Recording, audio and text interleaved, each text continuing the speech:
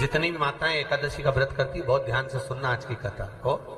शायद जिंदगी में मिली ना मिली, पर ये कथा का रिश्ता तो बहुत ध्यान से सुनना। ध्यान से स्कंद पुराण यहाँ तक कहती है कि इस कथा के चरित्र को जो श्रवण कर लेता है उसको 26 एकादशी करना भी नहीं पड़ती। इस एकादशी की केवल ये कथा सुनकर ही वो तर जाता है। बहुत ध्यान से सुनना इसको, कथा तो बड़े भाव से सुन लो।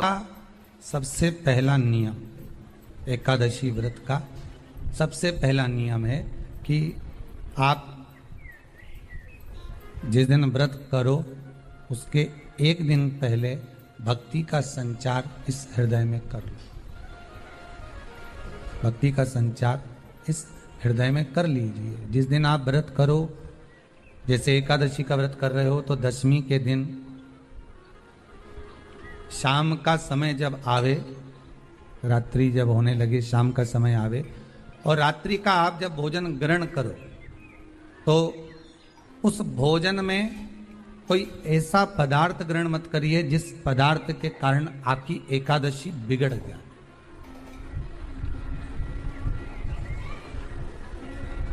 कोई बेकार भोजन हमें ग्रहण नहीं करना। श्रेष्ठ भोजन ग्रहण करिए दशमी। और एकादशी का दूसरा नियम बहुत ध्यान से सुनिएगा। जिस दिन आपकी एकादशी का व्रत हो उस दिन प्रयास करिएगा कि अपने हाथ से किसी भी वृक्ष की कोई पत्ती टूटे ना। अपने हाथ से किसी भी वृक्ष की, पौधे की, किसी भी वृक्ष की पत्ती अपने हाथ से ना टूटे।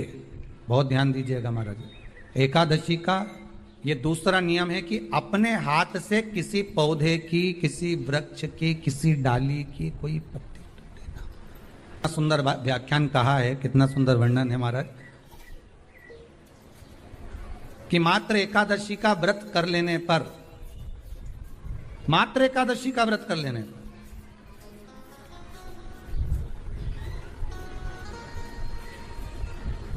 जो पूर्व में किया गया हमारा पाप कर्म है, हमने किसी जीव की हत्या करी है, हमने किसी को कष्ट प्रदान करा है, हमने किसी को अपशब्द कहा है, हमने किसी को ताने दिए, हमने किसी को आड़ा टेढ़ा कहा है, हमने किसी को गालियां दे दी है, मात्र एकादशी का व्रत ही कर लेने पर ये सारे जो दोष हैं वो समाप्त हो जाते।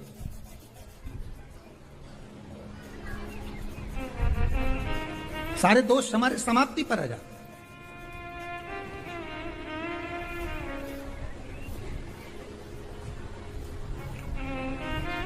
अब एक विचार करिएगा थोड़ा सा अपने मन में, अपने चित्त में, अपनी वृत्ति में एक बात उतारिएगा। एक अपने मन में एक बात को उतार कर रखिएगा कि आप अपने पाप को, अपने पाप कर्म को जिस दिन छिन्न करने वाले हो, समाप्त करने वाले हो, अपने पाप को आप जिस दिन समाप्ति पर लेकर जा रहे हो तो उसके एक दिन पहले आपको प्रसन्नता होना चाहिए कि नहीं होना चाहिए कि कल मेरा पाप कटने वाला है, कल मेरा पाप समाप्त होने वाला। जो मैंने पाप कर्म करा है वो समाप्त होगा, जो मैंने पाप कर्म करा है वो कल समाप्त हो जाएगा। तो एक दिन पहले आपके चेहरे पर प्रसन्नता हो कि ना हो।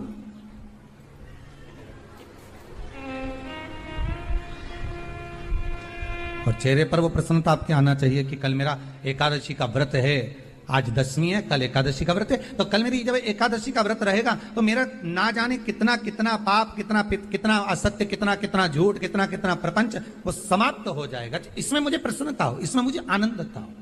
कहा गया कि प्रयास करिएगा कि एकादशी के दिन कोई वृक्ष की, कोई डाली की, फल की कोई पत्ती ना तोड़ी जाए। क्यों? तो कहा अगर उस पत्ती को हम तोड़ देते हैं, वृक्ष की पत्ती को या क्यारे में लगी हुई कोई डाली की पत्ती को हम तोड़ देते हैं तो एकादशी का पुण्य फल प्राप्त नहीं होता। एकादशी का कोई फल हमारे खाते में नहीं जाता, पुण्य फल प्राप्त। दो चीजों को याद रखिए, गौदान और एकादशी। श्रीमद वल्लभाचार्य जी ने मायावत का खंडन करा था जगन्नाथपुरी में, और श्रीमद वल्लभाचार्य जी ने कहा था एकादशी मरने के बाद मत दो, एकादशी जीते जी दो। कहा था कि नहीं कहा था? जीते जी दान करिए। इसलिए जगदीश में, जगन्नाथपुरी में एकादशी उल्टी लटकी हुई है। करें आपने दर्शन। जगदीश में एकादशी को उल्टा लटकाया, क्यों? क्योंकि वल्लभ ने कहा कि एकादशी जीते जी दो। कई पंडितों कहते हैं तुम्हारे दादाजी मर गए, जब 12वें का दिन होता है ना तो पंडित जी संकल्प छुड़ाते हैं, देव एकादशी। बड़े बेटे ने 5 दे दी, छोटी बहू ने 3 दे दी, उसने 2 दे दी, उसने 2 दे दी, तो क्या तुम्हारे दादाजी भिखारी थे जो तुम्हारी एकादशियां लेकर जाएंगे? और तुम कौन होते हो दादाजी को एकादशी देने वाले? तुमने कौन सा इतने पुण्य कर लिए जो तुमने एकादशी दे दी? एकादशी के दान की महत्वता श्रीमद वल्लभाचार्य जी ने कहा कि कोई व्यक्ति अगर खटिया पर सड़ रहा है, पलंग पर तड़प रहा है, हॉस्पिटल में पड़ा हुआ है, तो निवेदन है कि उसको देखने जाओ तो अपनी करी हुई एकादशी में से 2 एकादशी का दान उसको तुरंत दे दो। क्यों? तो जिससे उसको मोक्ष मिल जाए, मरने के बाद नहीं। क्योंकि मरने के बाद तो वो 10वें के दिन, गरुड़ पुराण में लिखा है 10 दिन तक जीवात्मा घर की अटारी पे रहती है। कितने दिन? 10 दिन। 10 दिन के बाद जीवात्मा चली जाती है। कहां जाती है? उसको जहां जाना है। 3 दिन में उसको भोग भोगना पड़ता है जीवात्मा को। 3 दिन नरक का भोग भोगती है, उसके बाद स्वर्ग का भोग भोगती है। 18 दिन में ये प्रोसेस पूरी हो जाती है। कितने दिन? 18 दिन। 18 दिन के बाद में उस जीवात्मा को धान के खेत में पटका जाता है। किसके खेत में? धान के, चावल के खेत में। इसलिए कहते हैं एकादशी के दिन चावल मत खाओ। कहते कि नहीं कहते? और क्या कहते हैं? द्वादशी के दिन चावल खाना जरूरी है। एकादशी का पालना करना है तो द्वादशी को चावल का 1 ग्रास खाओ, तब द्वादशी को चावल खाओगे तो एकादशी लगेगी। चावल नहीं खाओगे तो एकादशी नहीं लगेगी। द्वादशी को चावल खाना जरूरी है। क्यों कहते हैं? क्योंकि धान के खेत में जीव को छोड़ा जाता है, उस धान के खेत में, चावल के खेत में जीवात्मा रहती है। उसको चिड़िया खाती है तो चिड़िया के रूप में जन्म लेता है, मनुष्य खाता है तो मनुष्य के रूप में जन्म लेता है। इसलिए एकादशी के दिन चावल नहीं खाया जाता, क्योंकि एकादशी के दिन हम चावल खाएंगे तो जीव हत्या का दोष लग जाएगा। फिर कब खाना है? द्वादशी के दिन। द्वादशी के दिन क्यों खाया जाता है? क्योंकि हम एकादशी के व्रत करे रहते हैं, और पहला घासा जब चावल का खाते हैं तो अपनी करी हुई एकादशी का पुण्य, जितने जीव हमारे मुंह में जाते हैं उनको उसका पुण्य मिल जाता है, और उनका फिर जन्म नहीं होता, वो तर जाते हैं, उनको एकादशी का भाग मिल जाता है। इसलिए कहते हैं एकादशी को चावल मत खाओ, पर द्वादशी को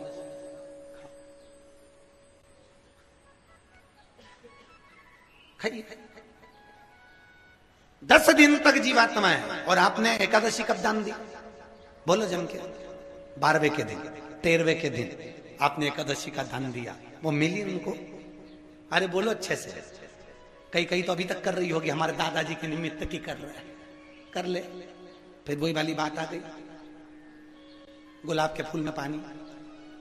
एकादशी के दिन शंकर भगवान को चावल का दाना चढ़ाना चाहिए कि नहीं चाहिए? किसी ने पूछा कि चावल का दाना एकादशी पर भगवान शंकर को चढ़ा सकते हैं, चावल का दाना शंकर जी को चढ़ाते क्यों है? पहले तो वो समझ। बेलपत्री का तो महत्व आपको बार बार बताया कि बेलपत्री शिव जी को क्यों चढ़ाई जाती है। कहीं रोग के लिए, कहीं बीमारी के लिए, कहीं किस कार्य के लिए, कहीं कोई कार्य के लिए, कहीं कोई कार्य के लिए। चावल का दाना अगर हम शंकर भगवान को चढ़ा रहे हैं तो क्यों चढ़ा रहे हैं? उसका कारण क्या है? चावल का दाना शिव को चढ़ाने का केवल एक कारण रहता है कि चावल को अक्षत कहते हैं। अक्षत का मतलब होता है अक्षय।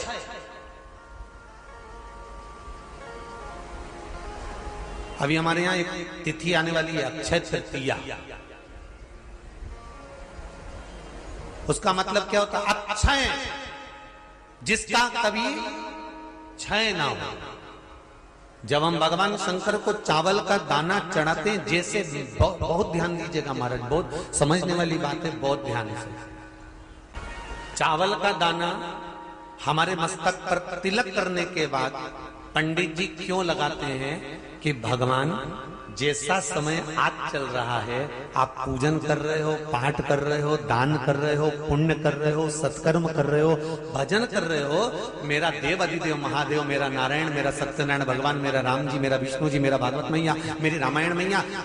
ब्राह्मण मस्तक पर तिलक लगाने के बाद चावल इसलिए लगाता है कि जैसा समय आज चल रहा है, भगवान तुमको ऐसा ही समय बनाकर रखे और तुम ऐसे ही 4 चांद लगाते रहो, दान पुण्य संकीर्तन करते रहो। इसलिए मस्तक पर चावल का दाना लगाया जाए।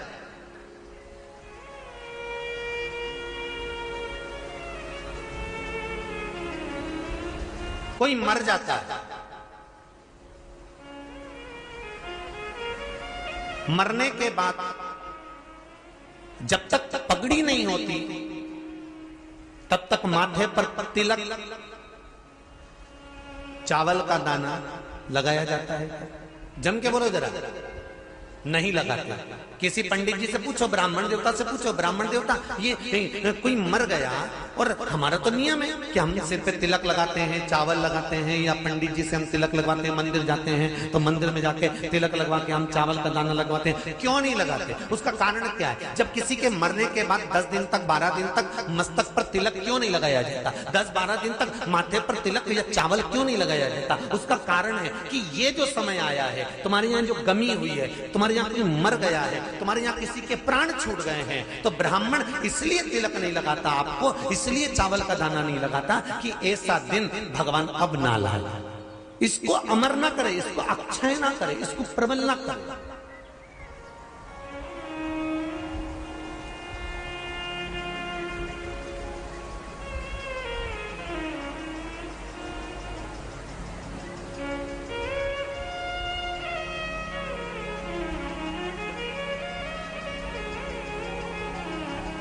और जब चावल का दाना, तो यहां शिव महापुराण की कथा करी, चावल का दाना हम शिव जी को क्यों चढ़ाते हैं, भगवान को क्यों समर्पित करते हैं, भगवान की पूजन में अक्षत क्यों समर्पित करते हैं, चावल क्यों समर्पित करते हैं, उसका कारण क्या है? तो कहा आज मैंने जब चावल का दाना आपको समर्पित करा है, जिस भाव से, जिस विश्वास से, जिस श्रद्धा से, जिस मन से मैं आपको रिझा रही हूं, हे भोलेनाथ मेरी ये मनोकामना पूर्ण कर, इसको अक्षय कर देना, इसको अमर कर देना, बस इतनी कृपा आप कर। किसी ने पूछा एकादशी के दिन चावल चढ़ाए कि नहीं चढ़ाए, तो यहां तो सीधी सीधी बात है, बीमारी देखकर थोड़ी ना आती है कि नवरात्र चल रहे हैं कि सावन का सोमवार चल रहा है। बीमारी तो बीमारी। तुम चावल मत खाओ। तिरुपति कौन कौन गया? हाथ उठाओ। ठीक है। जगन्नाथ जी कौन कौन गया? हाथ उठाओ। हाँ ठीक है। द्वारका जी कौन कौन गया? हाथ उठाओ। ठीक है। बद्रीनाथ कौन कौन गया? हाथ उठाओ। ठीक है। एकादशी के दिन कभी तुम बद्रीनाथ चले जाओ, एकादशी के दिन तुम द्वारका चले जाओ, एकादशी के दिन तुम तिरुपति चले जाओ, एकादशी के दिन तुम जगन्नाथ चले जाओ, एकादशी के दिन तुम्हारी मर्जी पड़े भगवान के किसी धाम में चले जाओ और भगवान को भोग लगाओ और उनकी थाली को झांक कर देखना, उसमें चावल जरूर मिलेगा। उसमें ऐसा नहीं है कि चावल नहीं मिलेगा। बद्री नारायण में भगवान को चावल का भोग लगा हुआ मिलेगा, द्वारका में चावल का भोग लगा हुआ मिलेगा, आपको जगन्नाथ में चावल का भोग लगा हुआ मिलेगा, तिरुपति में मिलेगा, द्वारकाधीश में मिलेगा, नाथू द्वारा में मिलेगा, सांवरिया सेठ में मिलेगा, काकरोली जी में मिलेगा। आप जहां जाओगे वहां पर एकादशी के दिन भगवान को चावल आएगा, क्योंकि भगवान के लिए परहेज नहीं है। जो काम में डूबा हुआ है, जो आसक्ति में डूबा हुआ है, जो लोभ में डूबा हुआ है, जो वासनाओं में डूबा हुआ है, जो तृष्णा में डूबा हुआ है, और जो माता के गर्भ से जन्म लिया, एकादशी के दिन चावल उसको नहीं खाना। अब हमारे यहां तो कहावत में कहते हैं, राम जी की जब स्तुति गाते हैं तो कहते हैं, भय प्रगट। आती है आप लोगों को? एक लाइन तो आती होगी, गाओ जरा। भय प्रगट दीन कौशल। अब रामचरितमानस में कहा भय प्रगट कृपाला। प्रगट मतलब